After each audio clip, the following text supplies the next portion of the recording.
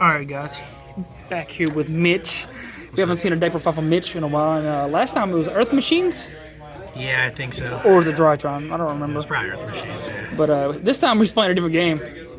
So, Yeah. tell us what you did. So I went to a case tournament yesterday for Digimon, and I won. Oh. Yep. Undefeated? No, I lost one round in Swiss, but then I beat him in top 4. So Nice. yeah, I got him down to 0 security game 2. I should have 2'd him, but I just could not get the last thing, and then he did cross things and hit 4 security in one turn, and I died. So. Gotcha. Let's go and get into it. All right, so I played Blue Flare. So new deck in BT10. Great deck, fun deck. It's only going to get better moving forward, so I thought it'd be good to get some practice in now, especially after the ban list, no touches. And we're getting a new option card next set, so it's just going to get even better.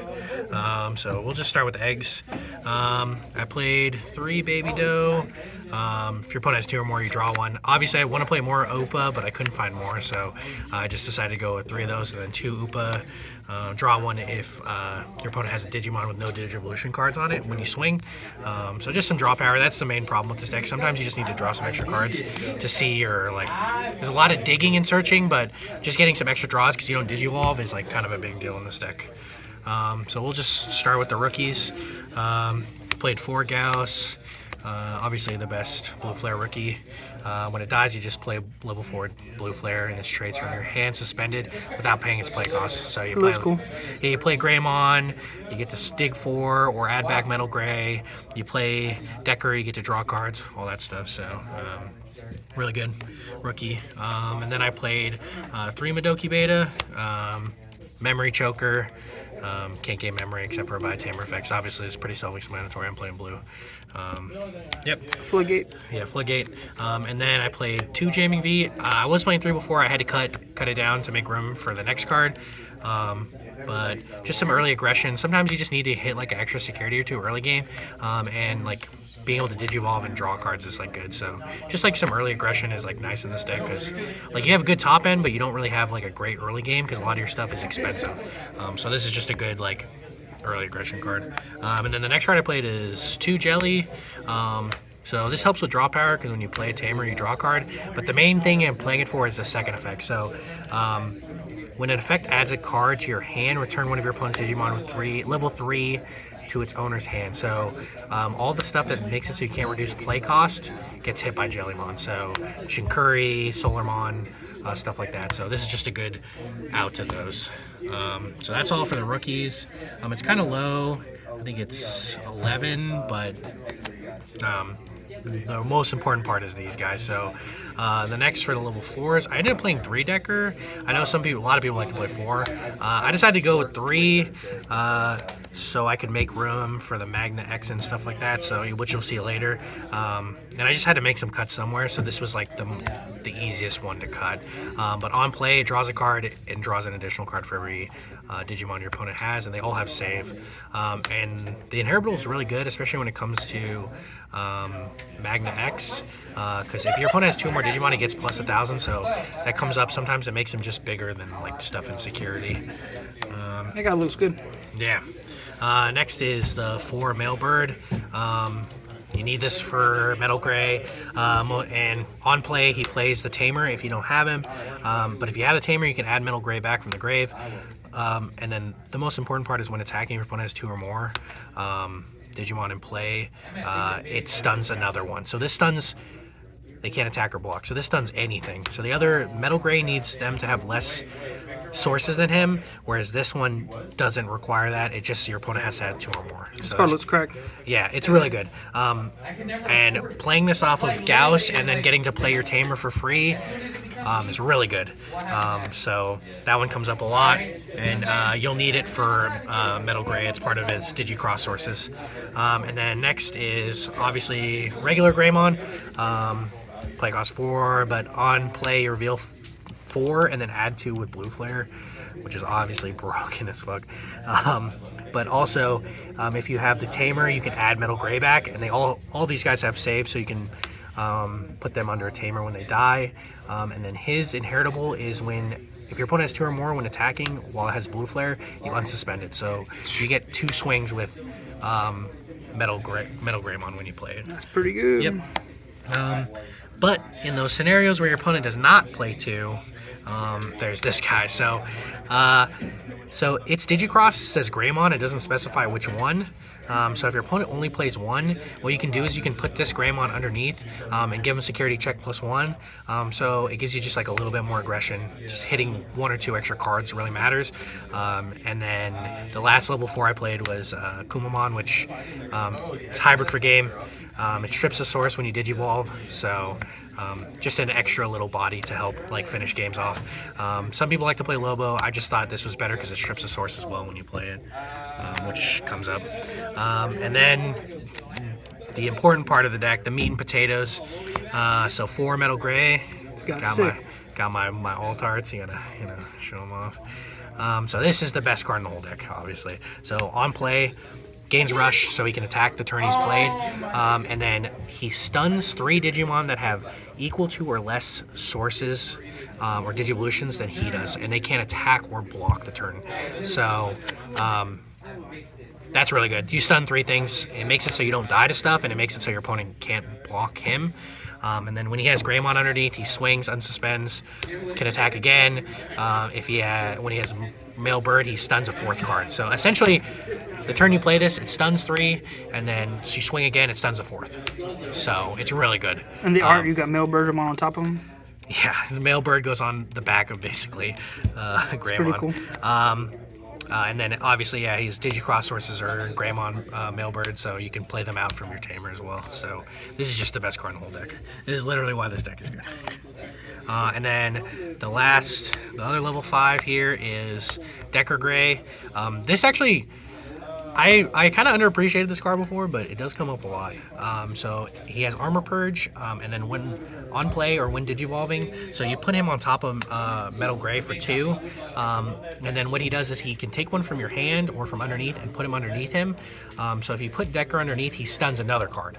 So if you play it out correctly, how many cards do you need to stun? You can do 5 in a turn. So if you put Metal Gray, hit 3, Digivolve, put Decker underneath, stun a 4th, swing again, Male Bird, stun a 5th. So you can do 5 cards in a turn, and it comes up in like certain matchups where you go wide, like Jessamon goes wide. It'll come up when Bloom Lord comes up. They go kind of wide. There's just certain decks that go pretty wide, and this will be just that extra. It gives you that extra. The Armor Purge is really good, and also it comes up a lot with the next card. So this, and then the next one I decided to play 2 Magna X and then 2 X Antibody. Okay. This card is cracked. So Digivolves for 3 on a level 5. Blue, which in this case is this, but while it has this underneath, during your opponent's turn, when they would swing, you can make every attack redirect to him. So he's pretty beefy. And he's 11. If Decker's underneath him, he's 12. Because Decker doesn't specify he has to have blue flare in his traits to pump him. And then when he dies, so what the stack normally looks like is this, and then 2 underneath. So you'll redirect into him. If he dies, he'll go to the top. Then this will be, it has Armor Purge, so if it dies, then it goes down to this. So you can, in theory, you'll have to kill it 3 times. That's a lot. Yeah. And in certain matchups, like, this card just, they can't kill it and the game ends. So like I played against D-Brigade, they have nothing that's big enough to get over this. So every single one of their guys just, anytime he wanted to swing, it just slams into this. He has to waste options on it to try to kill it. And if he does, and I have a second one, and if he does waste an option on it, I just put on the top of my security, and it's huge. So, and then like this, you just have to play this. Sometimes you draw it by itself, it kind of sucks. But if they hit it, when he dies, he goes to your security. Yeah, so when he dies, he goes to the top of your security stack. That's crazy, because then the next thing that swings at it, if it's smaller, it's gonna kill it. It's gonna hit him, yeah. Which is awesome. This card is really good. That's crazy. And then this card you need to give him that effect to block. But I mean, it comes up sometimes where like they hit insecurity, you gain a memory, you put it in your hand. So it has like its niche uses. And then the last card, or Digimon I decided to play was this big boy. So Death X. Everybody plays this card apparently. Yeah, it's just, I mean, it's pretty self-explanatory. The card's really good. Digivolts 1, delete everything 4 or lower, kills everything your opponent's lowest level or lowest play cost on the end of their turn. So it wipes basically their lowest every single turn on the end of their turn. And especially with like people having a bunch of Tamers going wide, this comes up a lot. So, and it reduces its play cost by 3. So there was a couple times I decided, I played it for free like twice against X Cross. I played it for like 3 or for two like a lot as well. So I mean, this card's broken. I might want to play a second, but I decided to put this in last second, and it was like a really good inclusion. And then moving on to the Tamers. So 3 Sora and Joe. Gain 2 if your opponent plays something with no Digivolution sources on the start of your turn, and then you strip sources when you swing with a blue. So this makes it so Metal Gray can stun more stuff. It hits, and if you have multiple of these, you just get a lot of memory. Because like in the finals, I had this and 3 of this up. So at the beginning of my opponent's turn, he was playing set control. I would go to 3, and if he had something with no materials, I was going to 10 every single turn. And 10 memory every single turn. So this card is really good. I think you need to play 3. Some people play 2. I think it's good at 3. And then obviously 4 of the Tamer 4 X Cross. He's a memory setter. The box stoppers. He's a memory setter. And then when you would play Digimon with Cross, you just play from underneath something else by tapping him. So if you're Mailbird and your Greymon underneath him stuff, so you can do this to play metal. So that's 7, and then last is the options. I played 4 of this. 4 Blazing Memory. This card is cracked. It's like, this card might be the best card in the whole deck, and I think it's really underrated. Or if people don't think it is, they're insane. So this reveals top 6. You add 2 with Blue Flare, and then if the Tamer is, so if you hit 2 Blue Flare and a Tamer, you get to play the Tamer for free, add 2 Blue Flare. So literally this card adds 3 cards to your hand, or 2 cards to your hand and plays the Tamer.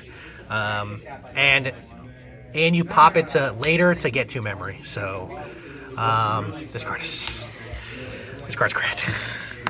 And then the last, I played 2 Howling Memory.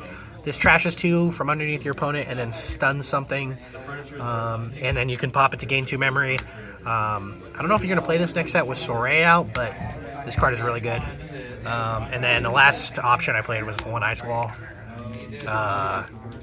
This card's really good. Pretty self-explanatory. It's 1 for a reason. Make it so your opponent lose 2 memory every time they swing, so you don't get killed. And then if it gets hits in security, you just gain 2 memory. But yeah, that would be the list. Appreciate the profile. Make sure to leave the comments you have in the description. If you haven't already joined the Discord, the link will be in the description as well. Yeah.